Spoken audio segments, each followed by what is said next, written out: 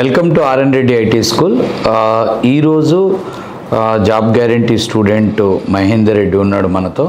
So అతను ఇక్కడ నేర్చుకున్న టైంలో ఎన్ని రోజులు పట్టింది అండ్ ఐటీ జాబ్ ఎన్ని ఇంటర్వ్యూస్ తర్వాత వచ్చింది, ఆ ట్రైనింగ్ పీరియడ్లో ఇంటర్వ్యూస్ అటెండ్ అయ్యేటప్పుడు అతను ఎలాంటి ఛాలెంజెస్ ఫేస్ చేశాడు అండ్ ఇక్కడికి రాకముందు అతను ఏం చేశాడు, సో ఆ వివరాలన్నీ తెలుసుకుందాం. Hi Mahender. Hi sir. Yeah, ఇప్పుడు మీది క్వాలిఫికేషన్ ఎప్పుడు పాస్ అయ్యారు, ప్లస్ మీరు ఎక్కడ, హోమ్ టౌన్ ఎక్కడ? Sir I'm basically from Kodad. నేను బీటెక్ వచ్చేసి 2017లో పాస్ అవుట్ అయ్యాను, కంప్యూటర్ సైన్స్ ఇంజనీరింగ్ మల్లారెడ్డి కాలేజ్లో. మల్లారెడ్డి ఏ క్యాంపస్? మైసమ్మూడి సార్, సెకండ్ క్యాంపస్. ఓకే, 17లో. ఓకే, ఇంటర్మీడియట్ బై ఎంపీసీ ఎక్కడ చదివారు? MPC Chaitanya Vijayawada sir. Vijayawada. Schooling ఎక్కడ? Schooling Kodad sir, 1 to 10. కోదాడేనా మీది, వేరే విలేజ్? కోలాడే సార్. యాక్చువల్గా మా డాడీ హోమ్ టౌన్ గన్పవరం సార్. గన్పవరం. కోలాడలో వచ్చేసాం సార్. అదే. ఓకే, సో 17లో బీటెక్ అయిపోయినాక క్యాంపస్ ఇంటర్వ్యూస్ ఏం లేవా? అంటే వచ్చినాయి, కాకపోతే అప్పుడు అగ్రిగేట్ 75+ ఉన్న వాళ్ళకి ప్లేస్మెంట్ అయినాయి.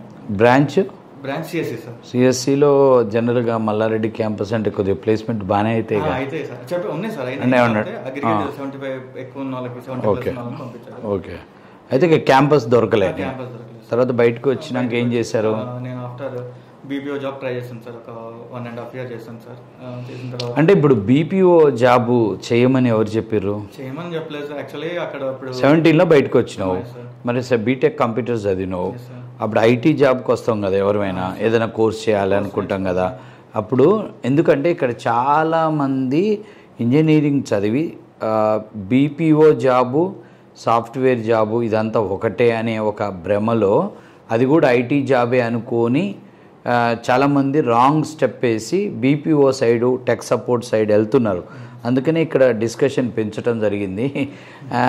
చాలా కాలేజెస్లో కూడా మనకి విప్రో, ఇన్ఫోసిస్ లాంటి కంపెనీస్ వచ్చి రిక్రూట్మెంట్ చేసుకుంటున్నప్పుడు కొన్ని ఐటీ పొజిషన్స్కి తీసుకుంటున్నాయి, కొన్ని బీపీఓ టెక్ సపోర్ట్ జాబ్ తీసుకుంటున్నప్పుడు స్టూడెంట్స్కి అది బీపీఓ జాబు, టెక్ సపోర్ట్ జాబ్కి ఐటీ జాబ్కి తేడా తెలియక కూడా జాయిన్ అయ్యి కొంతమంది బలి అవ్వటం జరిగింది. అందుకనే నేను అడుగుతున్నా, అంటే తెలియక జాయిన్ అయ్యావా?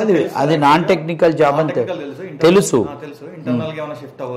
ఓ, మైగ్రేషన్ అనుకున్నాను, కాకపోతే అది కుదరలేదు. అక్కడ ఎన్ని రోజులు చేశారు అది? 1.5 year చేసిన తర్వాత, అంటే అది డే షిఫ్టా నైట్ షిఫ్టా? Day shift sir. Normal 6 months తర్వాత డే షిఫ్ట్ చేశారు సార్. ఇక అది అయినాక మళ్ళీ నెక్స్ట్ ఇంకా ఐటీలో షిఫ్ట్ చేద్దాం, ఇంకా శాలరీస్ ఇంకా ఎట్లైనా తక్కువే సార్, తెలిసిపోతుంది. 1-2 years అయినాక. అప్పటి వరకు ఏంటంటే మనం ఇంజనీరింగ్ అయిపోయినాం కదా, ఖాళీగా ఎందుకు ఉండాలి, ఇంట్లో వాళ్ళు కూడా ఏదో ఒకటి చూసుకో అన్నప్పుడు జనరల్గా అటు డైవర్ట్ అవుతారు. నేను అనుకున్నాను ఇంటర్నల్ షిఫ్ట్ అవ్వచ్చులే అనుకుని, ఎందుకంటున్నా అంటే ఇప్పుడు మన దగ్గరకు ఎంక్వైరీలో వచ్చిన వాళ్ళల్లో ఒక 3 to 5 years బీపీఓ సెక్టార్లో జాబ్ చేసి వాళ్ళకి ఆ 25 నుంచి 50,000 కంటే జీతాలు ఎక్కువ పెరక్క, వాళ్ళతో వాళ్ళు ఐటీ వైపుకి వెళ్ళి వాళ్ళు 10,000 జీతంతో స్టార్ట్ అయ్యి 2-3 లక్షల శాలరీస్కి మంత్లీ వెళ్ళినాక అప్పుడు అర్థం చేసుకుని మనం వెళ్ళిన రూట్ కరెక్ట్ కాదని మళ్ళీ ఇప్పుడు వచ్చి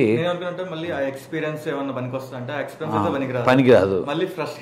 అవును, ఇప్పుడు నా దగ్గరకు వచ్చిన వాళ్ళు 4-5 ఏళ్ళు బీపీఓ జాబ్ చేస్తారు, వాళ్ళ శాలరీ ఇప్పుడు 40,000 ఉంటుంది. మిమ్మల్ని ఫ్రెషర్గానే పంపించాల్సి వస్తుంది అంటే, లేదు మేము 4 years చేసినాం కదా సార్, అర్థం కాదు, పనికిరాదు అసలు, 4 గీసుకోవడానికి కూడా పనికిరాదు ఆ ఎక్స్పీరియన్స్. సో అప్పుడు మళ్ళీ ఐటీ వైపుకి ఏం కోర్స్ తీసుకున్నారు? నేర్చుకున్నారు.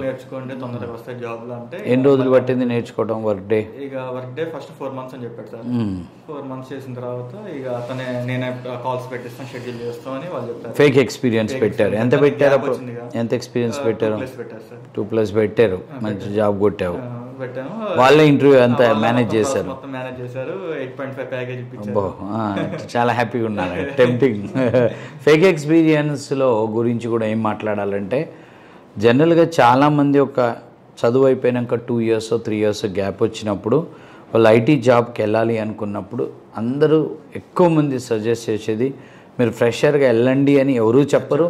ఎక్కువ స్టూడెంట్ కూడా నేను ఫ్రెషర్గా వెళ్ళడానికి ఇష్టపడకుండా 2+ 3+ కూడా ఫేక్ స్టార్టింగ్ వాళ్ళు చెప్తారు 2+ పెట్టుకో, నీకు నెలకి 40,000 నుంచి 50,000 7-8 చెప్తే మైండ్ ఆటోమేటిక్ గా అదే చూస్ చేస్తారు అవుతుంది, అదే జరిగి ఉంటుంది.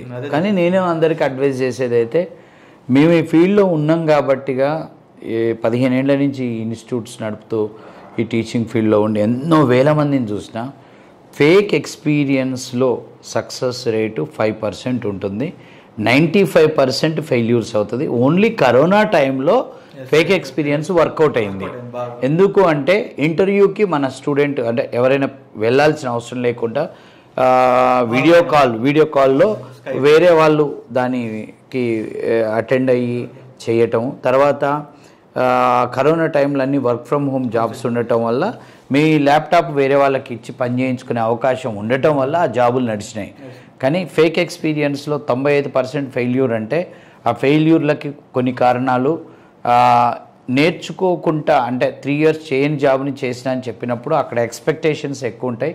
ఆ స్థాయిలో పనిచేయటం అనేది అసాధ్యము. అక్కడ మానసిక ఒత్తిడికి గురై హెల్త్ ఇష్యూస్ వస్తాయి. నెంబర్ 2, మనం పెట్టిన డాక్యుమెంటేషన్ ఫేక్ కాబట్టిగా అది ఏదో ఒక రోజు మీరు ప్రాజెక్టు మారినప్పుడు ఖచ్చితంగా వెరిఫికేషన్ జరుగుతుంది. ఒక వెరిఫికేషన్లో క్లియర్ అయినా ఇంకో వెరిఫికేషన్లో దొరికినప్పుడు జాబు వెళ్ళిపోతుంది, అంటే జాబ్ తీసేస్తారు. 3వది మీ పర్ఫార్మెన్స్ బాగలేకపోయినా.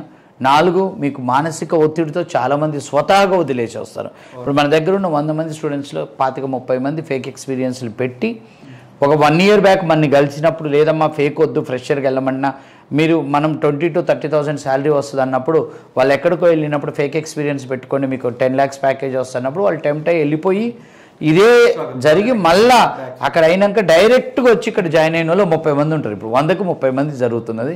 సో అదే నీ విషయంలో జరిగి ఉంటుంది. యాక్చువల్గా వాళ్ళు ఇక ఫేక్ ఎక్స్పీరియన్స్ వాళ్ళు ఏమంటారు సార్, జస్ట్ నీ బ్యాంక్ స్టేట్మెంట్ పంపించమంటారు. అక్కడే నాకు దొరికిపోదు. నువ్వు 3 years bank statement salary credit అయిందా కాలేదా ఆ 3 years నాకు పంపి నేను ఆన్రోల్ చేసుకుంటా, నేను జాయిన్ చేసుకుంటా, క్రెడిట్ చూపిస్తా అన్నారు. ఇక నేను ఆల్మోస్ట్ 6 months ట్రై చేశాను. ఇక అంతకంటే ఎక్కువ అన్నాడు ఆయన కూడా. ఎవరు అసలు నువ్వు ఎక్కడ అవును అది బ్యాంకు కాల్ చేసినా మనకు తెలుస్తుంది కదా. ఇంకా అట్లా అది బ్యాక్ అయ్యేసరికి బీజీ చెక్లో పోయిందా? బీజీ చెక్లో 10 months చేశారా? 10 months చేశాను సార్ వర్క్ డేలో. సో ఆ 10 months అంటే ఆ జాబ్కి ఇంటర్వ్యూ వేరే వాళ్ళు చేస్తే వచ్చింది, దాన్ని ప్రాక్సీ అంటారు. తర్వాత 10 months జాబ్ చేసేటప్పుడు నువ్వు వర్క్ ఎలా చేసావు? అతనే పక్కన కూర్చొని చేసి పెట్టాడు పని మొత్తం. శాలరీ పేజ్ మీ జనరల్గా మీకు వచ్చే శాలరీలో 50% వాళ్ళు తీసుకొని నడిపిస్తారు. ఇది మళ్ళీ అదే 60,000 జీతంలో వాళ్ళు 30,000 తీసుకొని మనకు 30 వస్తుంది. ఇక్కడ వర్క్ ఏమి నేర్చుకునేది ఉండదు,